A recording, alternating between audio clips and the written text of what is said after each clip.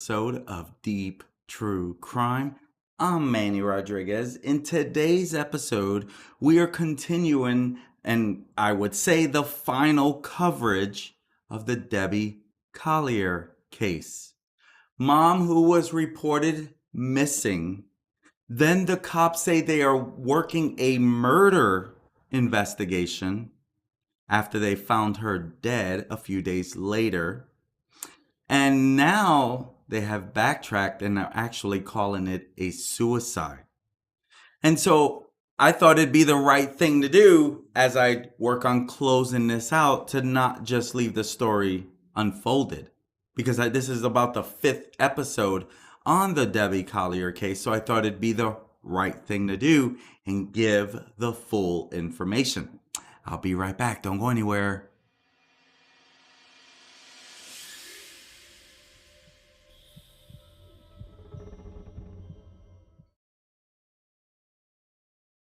Debbie Collier's death is now ruled a suicide. See, at first it was considered a murder investigation, but now it has been ruled a suicide by the G.B.I. medical examiner's office, according to the Habersham County Sheriff's Office. The Habersham County Sheriff's Office said that the autopsy results show Collier died from inhalation of superheated gases, thermal injuries, and hydrocodone intoxication. Not too sure. Hydrocodone, that might be the better pronunciation.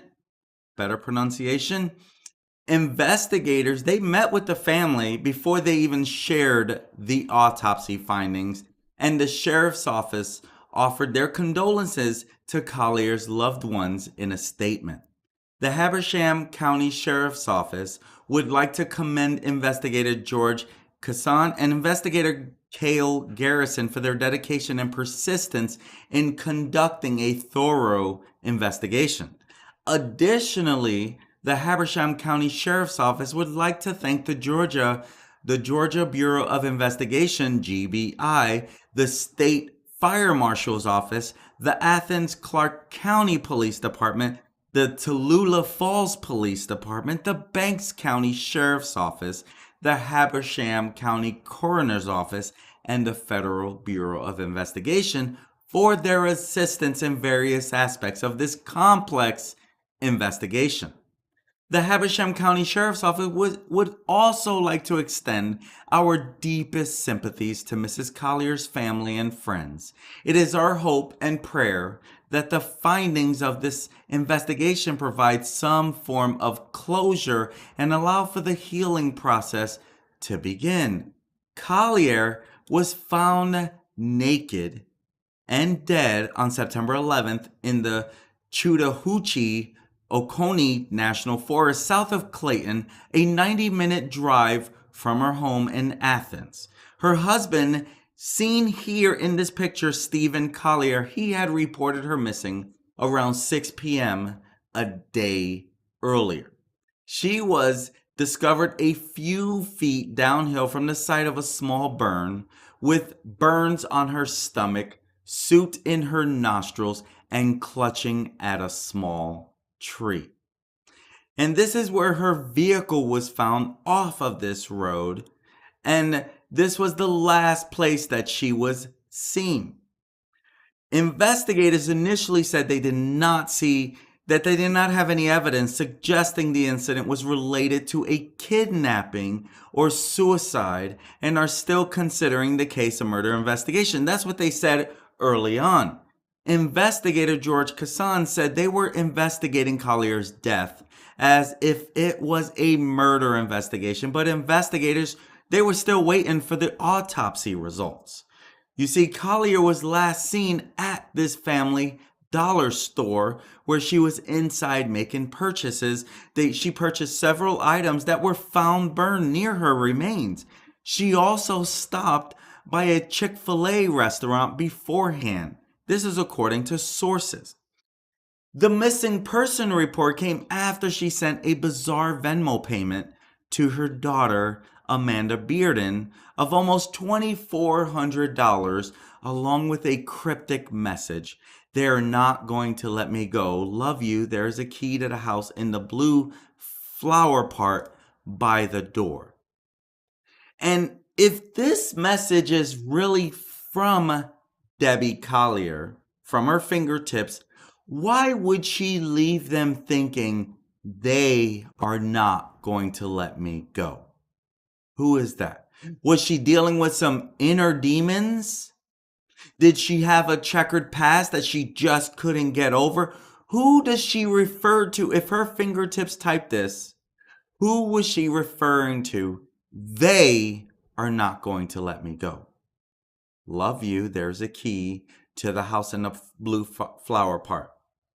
Now, investigators have not clarified what the message meant or confirmed that Collier sent it.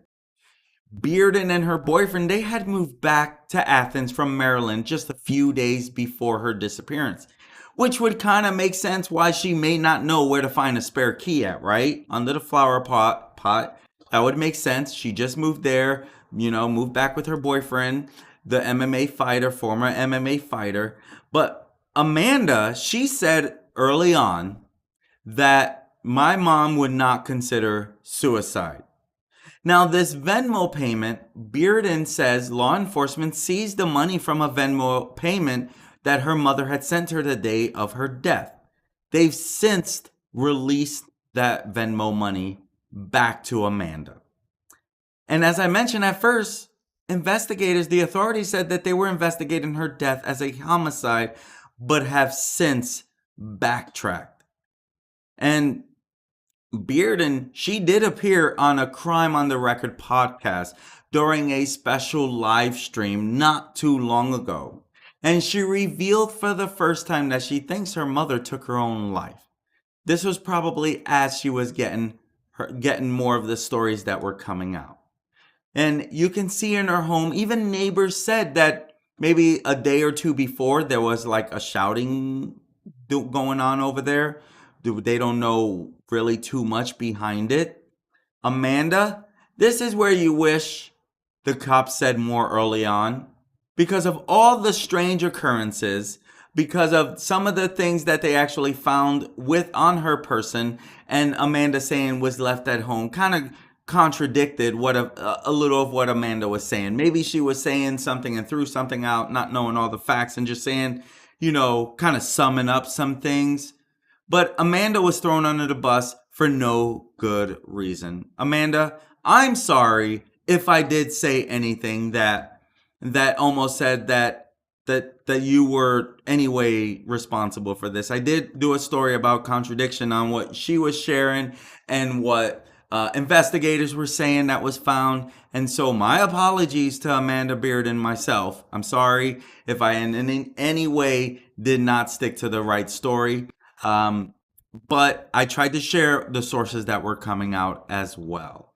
And you can see where she was, some of the stuff, the evidence that was left behind, that they were starting to wonder what happened to this lady here in this, what looked to be a crime scene. You can see some blue vinyl gloves being left behind, generally when you don't want fingerprints on anything, right? And so you can even see some of the burnt trash on this. And the police line tape that was left behind on this. And so a lot of this left some strange occurrences that made it even very hard to believe, how in the world could this be a suicide? Even right now that they have ruled this a suicide, it's hard to understand. Most people, they're like, if I ever die, I don't want to die by fire. I don't want to die by fire. This lady actually lit herself on fire? It happened. It has happened before, but most people, their biggest fear of the way they're going to die is fire. It seems anyway. I know that's one of my biggest fears. And so for this to be ruled as a fire, that is what leaves a lot of doubts in people's mind. But at the end of the day, we want the family to find closure. Rest in peace. If she took her life, we know that God is not a fan of this, but that's between God and her. I personally don't know what would cause her to take her life. She had a loving husband. She had her kid back home. Like it's very strange occurrences, but maybe she was suffering some mental health problem or something that caused her to not feel okay. Like, who was she referring to? They will not let me go or something like that. She says they. That makes it hard to understand. And so, my friends, that is the case of the Debbie Collier story. First investigated as a murder investigation, later ruled a suicide. It's only a matter of time before we find out more, if there is more. But most likely, this will probably be my last video on this story. I thought it'd be the right thing. I've been reporting on it. Close it out with what do we know, right? And so thank you for your patience. If you were waiting for me to share, otherwise, my friends, if this is the type of content you like to follow, hit that subscribe button. If you got some value out of this, hit that like button. That lets me know you got value. That lets YouTube know you got value. And at the end of the day, I just want to make sure that people are getting value from this content. I want to be a voice for the victims. And at the end of the day, they all deserve justice. And that is my main focus when I'm doing this channel. And so thank you for joining me live. Thank you for being a part of this. Thank you for watching it after the live. And that is the final episode of the Debbie Collier case. My friends, be safe out there. Until next time, peace. Have a great day.